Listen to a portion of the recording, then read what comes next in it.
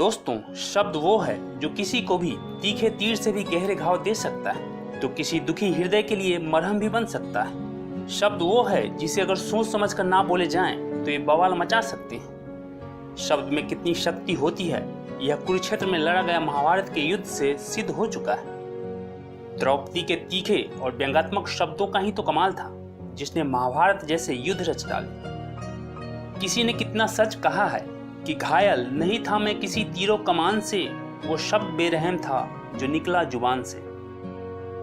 दोस्तों, एक बार की बात है जब एपीजे अब्दुल कलाम 8-9 साल के छोटे बच्चे थे। एक रात वे अपने फैमिली के साथ बैठकर भोजन कर रहे थे। तभी अचानक उनकी दृष्टि पिता की थाली पर गई। उन्होंने देखा कि उनकी माता ने जो रोटी उनकी थाली में परोसी है वो जली हुई है, लेकिन उनके पिता बिना कुछ कहे शांति से उस जली हुई रोटी को खा रहे हैं। उनकी माता ने जब जली हुई रोटी के लिए उनके पिता से क्षमा मांगी तो वे हंसते हुए बोले कि कोई बात नहीं, मुझे तो जली हुई रोटियां पसंद है।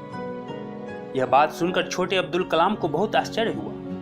बाद में उन्होंने अपने पिता से पूछा कि क्या सच में उन्हें जली हुई रोटियां पसंद है, तो उनके पिता ने जवाब दिया कि एक जली हुई रोटी किसी का कुछ नहीं बिगाड़ सकती, लेकिन क्रोध में बोले गए जले हुए शब्द बहुत कुछ बिगाड़ सकते हैं। दोस्तों, ये सच है। हम क्रोध में, गुस्से में कुछ ऐसे शब्द बोल देते हैं जो सामने वाले के दिल में एक कील की तरह चुभ जाते हैं। जब हम गुस्सा करते हैं तो कुछ ऐसे वर्ड बोल देते हैं जो बिल्कुल उस लकड़ी पर ठोके गए कील की तरह होते हैं, जिसे अगर निकाल भी देते हैं तो भी उसके छेद, उसके निशान, उसके घाव हमेशा बने रहते हैं। दोस्तों, मेडिकल साइंस ने इसे प्रूव कर दिया है कि जब आप गुस्सा करते हैं तब आप अपने शरीर में जहर घोल रहे होते हैं। यह न केवल आपके स्वास्थ्य के लिए नुकसानदेह है बल्कि आपके रिश्ते को, आपके रिलेशनशिप को भी तहस नहस कर देता है।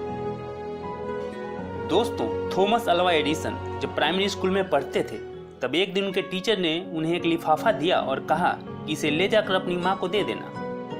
थॉमस घर पहुंचे और अपनी माँ को वो लिफाफा देते हुए कहा कि टीचर ने यह आपके लिए भेजा है। माँ ने लिफाफा खोला और उसमें जो कागज था उसे हाथ में लेकर पढ़ने लगी। पढ़ते पढ़ते उनकी आंखों से आंसू बहने लगे।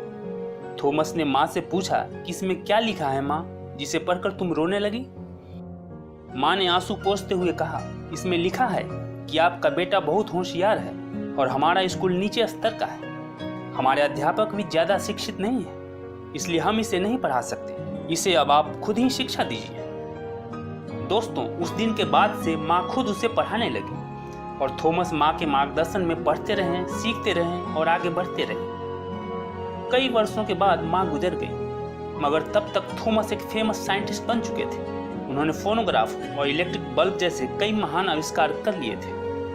एक दिन थॉमस अल्वा एडिसन फुर्सत के क्षणों में अपनी पुरानी यादगार चीजों को देख रहे थे। तभी अचानक उनकी नजर अलमारी के कोने में रखे एक पुराने लिफाफे पे पड़ी। थॉमस उत्सुकतावश उसे खोलकर पढ़ने लगे। यह वही खत था जो बचपन में थॉमस के टीचर ने उसे दिया था। उस पत्र को पढ़कर थॉमस काफी अचंभे में पड़ गए। उस खत में लिखा था कि आपका बच्चा बौद्धिक तौर पे काफी कमजोर है, इसलिए उसे अब स्कूल ना भेजें।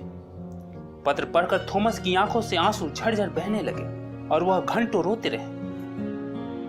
दोस्तों, इन दो कहानियों के माध्यम से मैं यह बताना चाहता हूँ कि शब्दों में एक अद्भुत शक्ति होती है। इस शक्ति का उपयोग हमें संभल कर करना चाहिए। हमारे द्वारा कहे गए जले व कटु शब्द किसी को भी आहत कर सकते हैं, दिलों पर ऐसे जख्म, ऐसे घाव पैदा कर सकते हैं जिसे भरने में वर्षों लग जाते हैं। एक गलत शब्द लोगों में दूरियां पैदा कर देता है या संबंधों में दरार डाल देता है और जिंदगी को तहस नहस कर देता है। वहीं दूसरी तरफ सही शब्दों का उपयोग करके आप किसी के मुरझाए चेहरे पे मुस्कान ला सकते हैं, किसी को प्रेरित कर सकते हैं, किसी की पूरी जिंदगी बदल सकते हैं। इतनी शक्ति होती है इसमें।